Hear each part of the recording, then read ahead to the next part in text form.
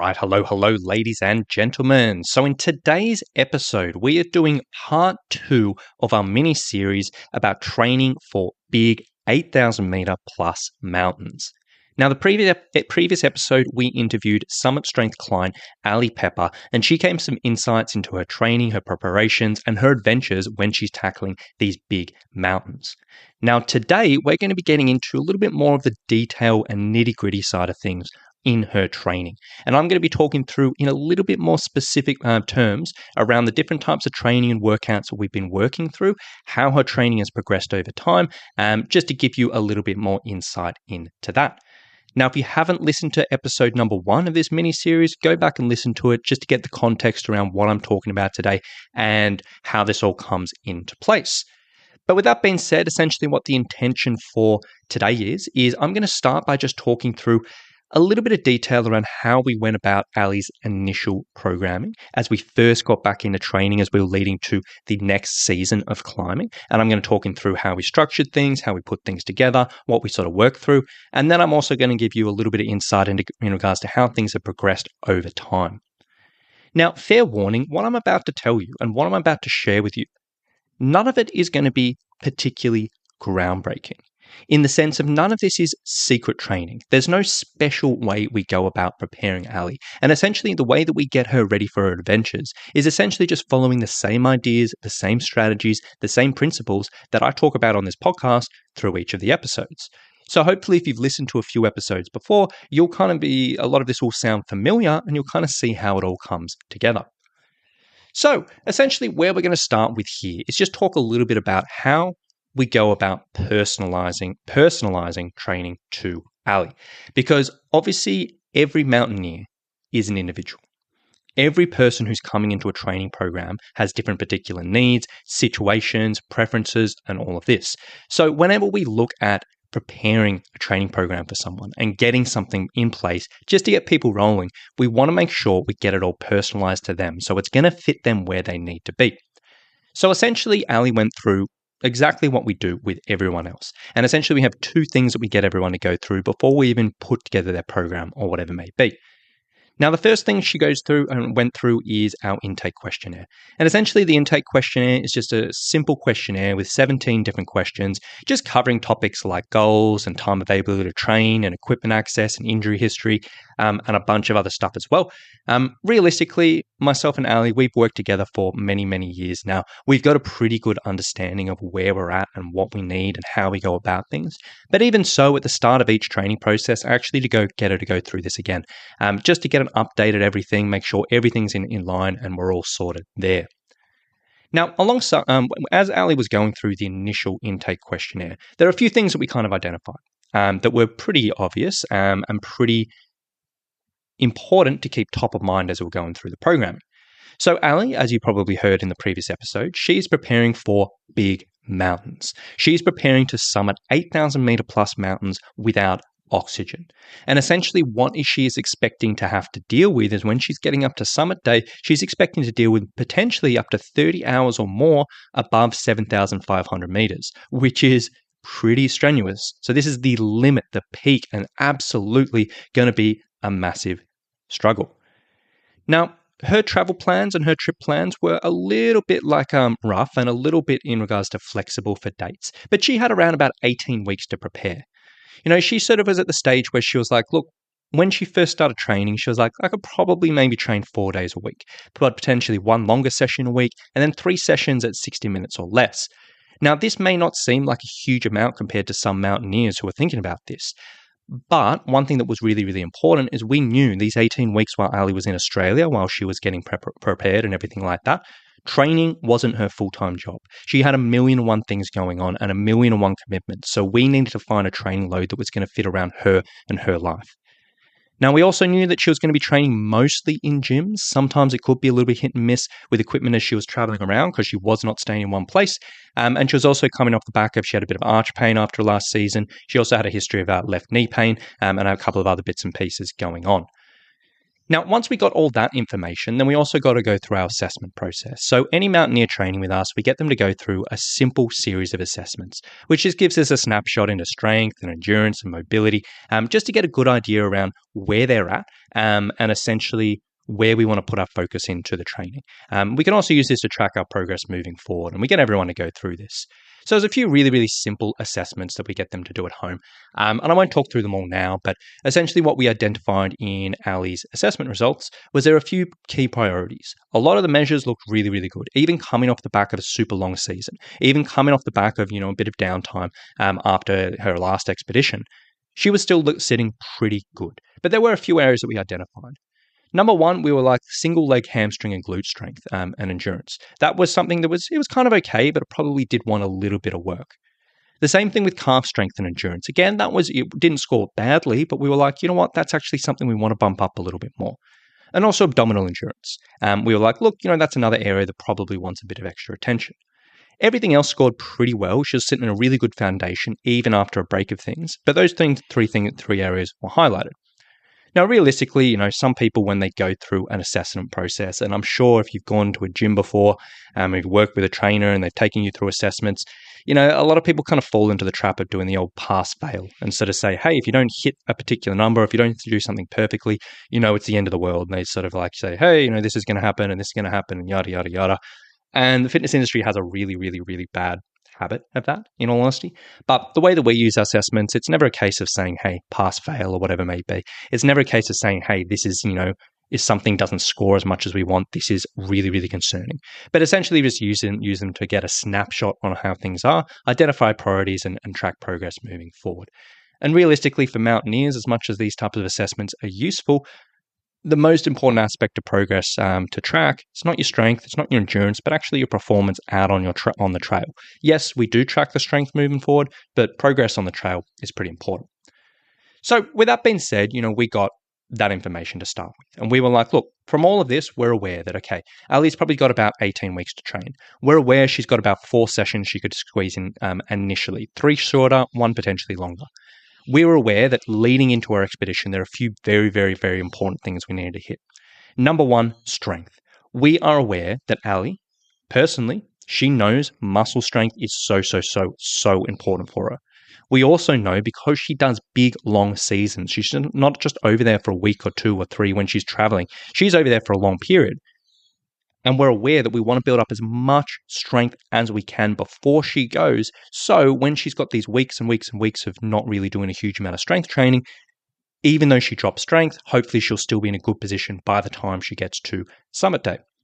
We also know, obviously, we need to build aerobic capacity, massive priority for mountaineers, and we also need to manage her foot discomfort and make sure that didn't ramp up. We were going to have to do a lot of training. We couldn't baby the foot too much, but we needed to manage that.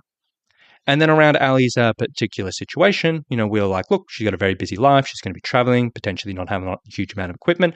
And we also, need to be aware of, we don't want to overdo the long steady state cardio, which is an interesting thing for mountaineers in the sense of a lot of mountaineers when they're training for these big things, they're like, look, I'm going to go out and I'm going to do 3 long hikes in a week, or I'm going to do 3 long runs in a week, or whatever it may be.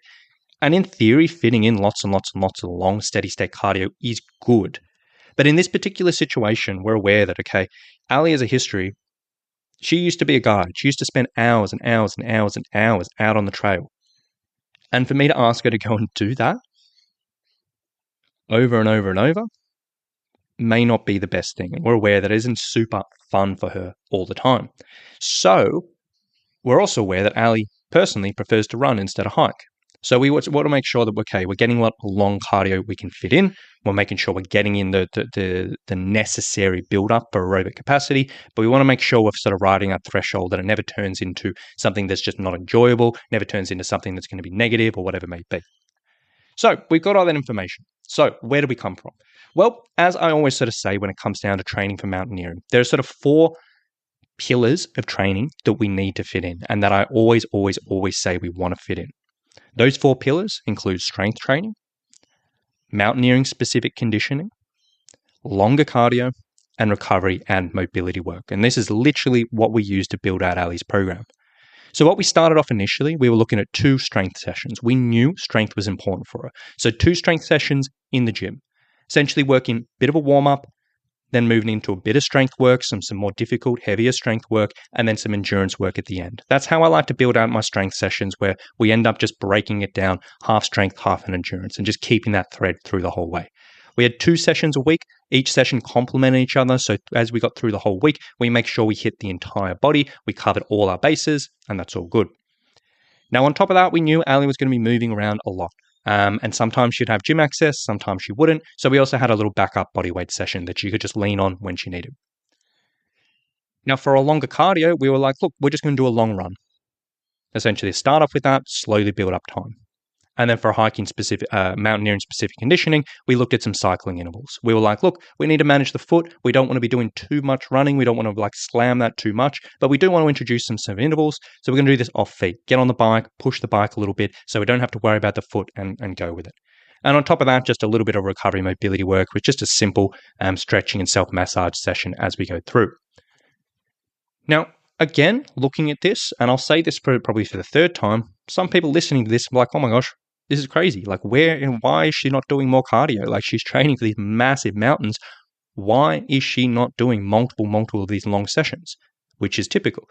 But in all honesty, this is a personal situation. We need to be aware of Allie's schedule. And I personally much prefer to fit in 4 quality sessions per week and have her happy and positive and in a good spot than instead of just throwing her in the deep end, just try to overload her and just end up being in a negative situation.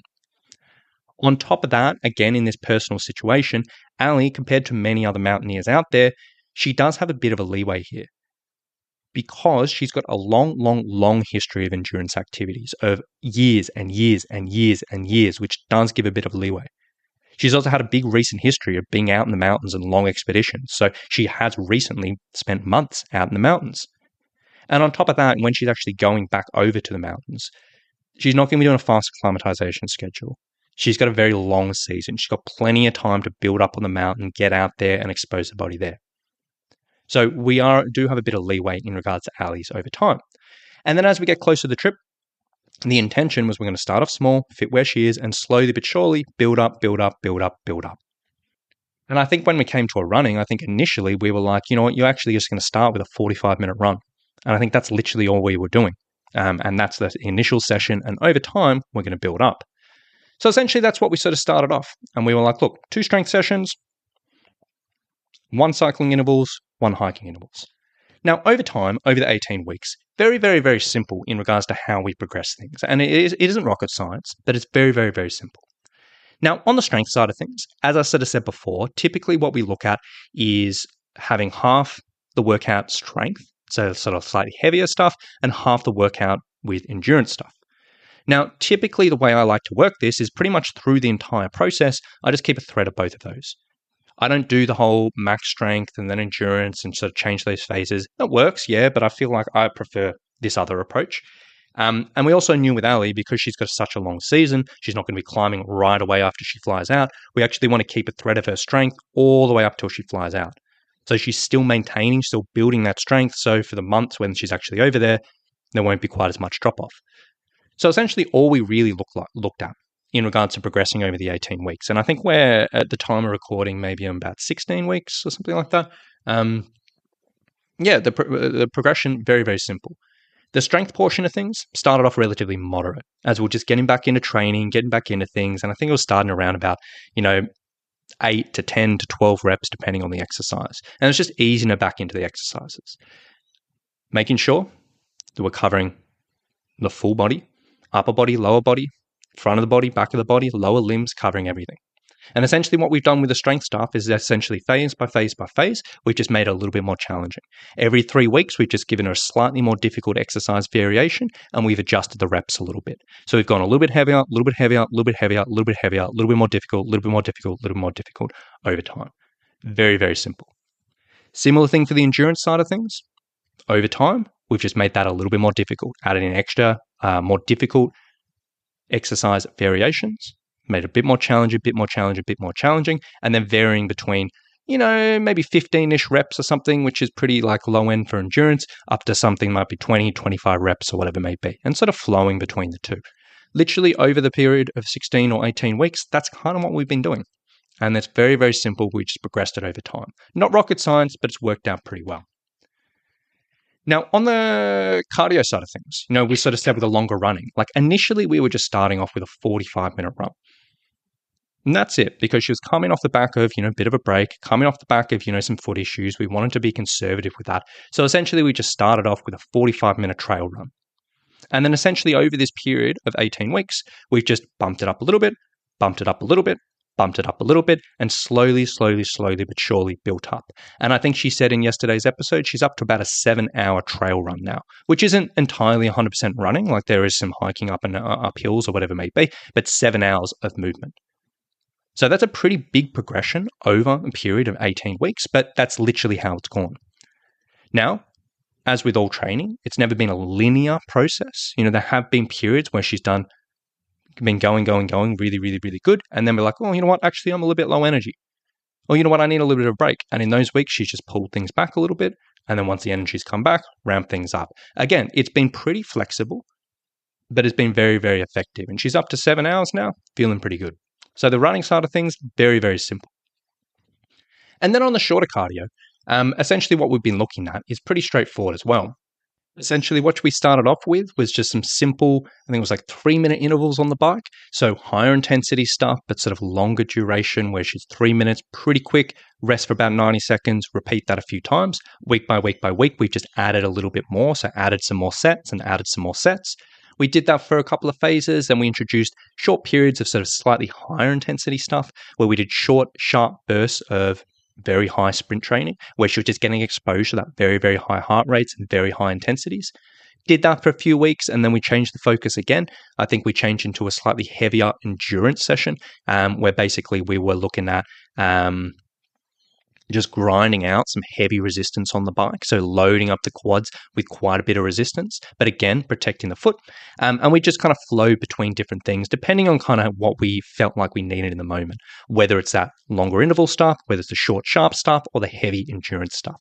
And essentially, we've just gone between those sessions as a way to complement things, make sure we're working on all these different qualities of fitness and slowly build things up. Very, very simple. Again, it's not rocket science, but it's been very, very effective. And then on top of that, obviously we started off with the 4 sessions, 2 strength, 1 run, and then the intervals, and the slightly higher intensity, more difficult intervals. And that was what we originally started with. Now, the whole plan was we were never aware that like, hey, that's never going to be enough as we get too closer to the trip. So week 10 of the process, we ended up adding in an extra session where we were loading in some heavy loaded pack hill climbing, which is the stock standard for mountaineers. A lot of people listening to this will be familiar with it, but essentially just looking at a nice, long, sustained climb, loading up the pack very, very, very heavy so we can get a really good leg burn and really, really, really work on that endurance stuff, and then slowly sustaining it up. And then essentially getting to the top, dumping out the weight, going back down the bottom, and repeating. And essentially, we introduced that around about week 10 with the intention of saying, okay, if we had an 18-week process, which had a bit of a flexible end date, we'd end up getting 6, 7, 8 weeks of this building up and getting pretty heavy. And then potentially, if we ended up being a little bit longer, we could get a couple of extra weeks in there as well, which works out pretty well. And essentially, I think she said yes in yesterday's episode that she's up to about 20 kilos in the pack weight, doing that pretty comfortably as she's climbing up and getting some good time there. And essentially, and on top of all of that, we've also had that little recovery mobility session, which we just kept through the entire time. Just some simple stretching, simple self-massage to keep the body feeling good. Now, in all honesty, that's pretty much what we've done with Allie's program. It hasn't been any different than what I do with most of my mountaineers, but it's just been in a way that's been personalized around her situation, her needs, and her preferences. And basically just looking at the time that we had available, what we could work on, what the priorities for her were, and slowly but surely build things up. And you can see the difference between in the initial weeks where she was only really doing, 4 hours of exercise at the most, up to now where she's doing, 12, 13, 14 hours in a week or something like that. Obviously been quite a progression. But bit by bit by bit, we built things up and got her in a really, really good spot for now. So right now, we're kind of at the tail end of things. And realistically for us, we're just going to keep on bumping things up until she flies out. Depending on her energy, like there may be periods where we may need to sort of taper off before the flight if she's got a million things going on or whatever it may be. But if not, then we're just going to keep on moving things forward because, again, Allie's got a lot of time when she flies over there before she actually starts climbing. So going through the traditional taper period of a week or two of pulling things back, may just be a little bit preemptive. But we'll just sort of see how our body's feeling up, see how our mind's feeling up, and just play it by ear from there. And with that being said, that is the secret sauce for Allie's preparation. Hope it was interesting for you, but as I sort of said, it's not rocket science. It's not secret stuff. It's not any different than what I talk about in this podcast every single day. But it really just comes down to the personal situation. And if you can find the right training, the right workouts, the right exercises that fit within those sort of 4 pillars, the strength training, the mountaineering specific conditioning, the longer cardio, and the recovery mobility, but take those ideas and filter it down into your specific situation, that's where really the magic happens. Now, Allie, at this stage, has not gone off on a trip. Hopefully, we'll be seeing some really, really cool things from her for this year and years ahead as she continues with her project and continues with these big climbs. And it's going to be very, very interesting to see how it all plays out. So with that being said, I hope this was interesting. I hope you enjoyed it. I hope you got a little bit of insight into kind of how this all gets applied practically into someone's preparations. And, hopefully you can watch Allie's adventures and see how it all plays out in real life. So with that being said, last thing I do want to say is, if you've been listening to this and you're like, you know what, Rowan, this does make sense. I can see how these ideas sort of come together into a program. And in all honesty, I've got some big climbing coming up. I would love to learn how this may apply to me and my situation and how I can actually put this into my life. If you're in that situation and you want to learn a little bit more, I would love to chat with you. Essentially, if you did want to learn a bit more about our online personal training and how we do help mountaineers, all you need to do is just go to summitstrength.com.au/mountaineer. Now, on that page, there's a video that talks a little bit more about our program. And if you want to learn a little bit more, there's a link on that page where you can book a call with our team. From there, we can sit down, learn about you, your situation, your climbing, your aspirations, your needs, and really, really just get a good understanding of exactly where you're at. And if it does sound like something that falls within our wheelhouse that we are confident we may be able to help you out with, from there we can talk you through one of our packages which may potentially fit into your life. So with that being said, if you did want to check it out, go to summitstrength.com.au/mountaineer and we can take it from there. So with that being said, thank you so much for listening today. Hope you've enjoyed it. Hope you got a bit out of it, and we'll talk to you very, very soon. Bye.